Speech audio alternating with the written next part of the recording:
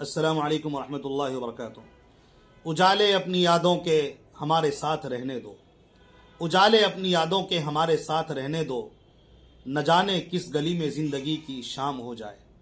صبح سے یہ شعر ذہن میں دوڑ رہا ہے۔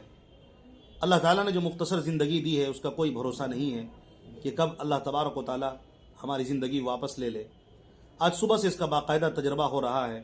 جیسے واٹس ایپ کھولا تو لگاتار خبروں اور ایسے حادثے کی خبر سن کر دل و دماغ ایسا لگا کہ مفلوج ہو چکا ہے۔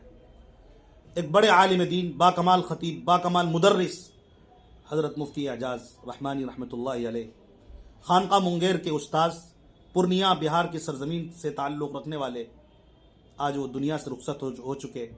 جو بڑے عزائم رکھتے تھے، دینی خدمات کا ان کے اندر جذبہ تھا، تڑپ تھی، لگن تھی، وہ کچھ کر بہت سارے دینی خدمات دے کر وہ دنیا سے رخصت ہونا چاہتے تھے، لیکن اللہ کو منظور یہی تھا کہ بس اب اللہ کے حضور پیش ہونا ہے، تو اللہ تعالیٰ نے اپنے پاس بلا لیا۔ دوسری خبر پر نظر پڑی، اس نے تو اور بھی دل کو مغموم کر دیا، جو ایسا لگا کہ ایک صدی کا خاتمہ ہو چکا، ایک عہد کا خاتمہ ہو چکا، اور پیروں کے پیر، پیران پیر، پیر طریقت حضرت پیر عبدالفقار احمد نقشبندی رحمت اللہ علیہ کی دنیا سے جانے کی خبر تھی، جنہوں نے ہزاروں لوگوں، لاکھوں لوگوں کی زندگیوں کو بدل دیا، جن کی تربیت سے، جن سے وابستہ ہو کر، جن کی فکروں کے ذریعے، جن کی دعاؤں سے، جن کو دیکھ کر، جن کی مجلسوں سے وابستہ ہو کر ہزاروں لاکھوں لوگوں نے اپنی زندگیوں کو بدل لیا، راہ راست پر آ گئے اور اپنے غلط کاموں سے توبہ کیا، اور پورے عالم کے اندر ان کا فیض آج بھی جاری ہے۔ کتابوں کی شکل میں بھی فیض جاری ہے اور خطابت کی شکل میں بھی ان کا فیض جاری ہے اور جاری رہے گا۔ یہی شاعر یہ کہنا چاہ رہا ہے گویا اپنے شعر میں، اجالے اپنی یادوں کے ہمارے ساتھ رہنے دو، یعنی کچھ ایسے کام کر جاؤ جس میں روشنی ہو ہمارے لیے،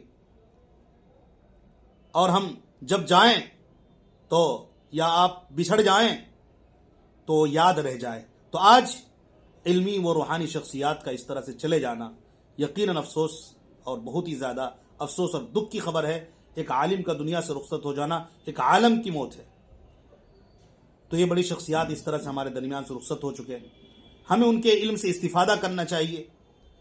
حضرت پیر صاحب رحمت اللہ علیہ کی کئی کتابیں ہیں جس سے لوگ استفادہ کرتے رہتے ہیں۔ تمنا دل ہے، دوائے دل ہے، سکون دل ہے، یہ بڑی مشہور کتابیں ہیں۔ اسی طرح حضرت کی خطبات کا مجموعہ ہے، خطبات عبدالفقار نقشبندی کے نام سے، 40 سے بھی زیادہ جلدوں پر مشتمل ہے۔ اسی طرح حیا اور پاک دامنی کتاب بھی بڑی مشہور ہوئی۔ اسی طرح حضرت کے اسفار کی جو کارگزاری کی کتابیں ہیں، اس میں ایک کتاب لاہور سے تا خاک بخارا اور سمرقند نے بہت ہی زیادہ پذیرائی حاصل کی، لوگوں نے اس سے بڑا استفادہ کیا۔ اس میں حضرت کی کئی کرامتوں کا ذکر ہے۔ حضرت نے کئی خلفاء کو تیار کیا، اور کئی مدارس اور مساجد اور بہت سارے دینی اداروں کے ذمہ دار بھی تھے، اور ان کے جانے کے بعد یہ اسی طرح کام کرتے رہیں گے اور ان کو ثواب ملتا رہے گا۔ ہم اللہ سے دعا کریں اللہ تبارک و تعالیٰ ایسی شخصیات دوبارہ پیدا فرما دے۔ اور ایک شخصیت حضرت مولانا عبد الرحیم صاحب، وہ بھی نقشبندی بڑے اللہ والے تھے، پڑوس ملک سے تعلق رکھتے تھے۔ متکلم اسلام حضرت مولانا الیاس گھمن حفظہ اللہ کی زبانی یہ خبر موصول ہوئی کہ وہ بھی آج دنیا سے رخصت ہو چکے۔ آج کا پورا دن ایسا لگ رہا ہے غم کا دن ہے۔ میں اپنے دوستوں سے صرف یہ کہنا چاہتا ہوں کہ ہمیں ہمیشہ اللہ کو راضی رکھنے کی فکر کرتے رہنے چاہیے، اور موت کے لیے ہمیشہ تیار رہنا چاہیے۔ مطلب یہ ہے کہ ہم اپنے جسم کو اور اپنے روح کو اللہ کی نافرمانی سے گندا نہ کریں بلکہ پاکیزہ بنائیں۔ اب تک اللہ سے دوری تھی تو اب قربت ہونی چاہیے، اب اللہ سے قریب آ جائیں۔ یہ حادثات ہمیں بتاتے ہیں کہ آخر دنیا چھوڑ جانا ہے، کچھ بھی حاصل کر لیں لیکن دنیا چھوڑنا پڑے گا۔ لیکن ایسی چیزیں کیوں حاصل کریں جنہیں چھوڑ کر مرنا پڑے، جس کی کوئی حیثیت نہیں؟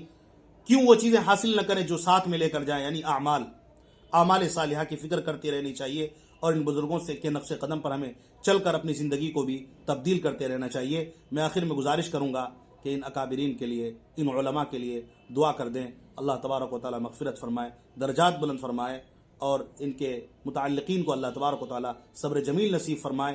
اور ایک گزارش یہ بھی ہے کہ کم سے کم سورۃ الاخلاص ایک مرتبہ پڑھ کر ان اکابرین کے لیے دعا کر دیں.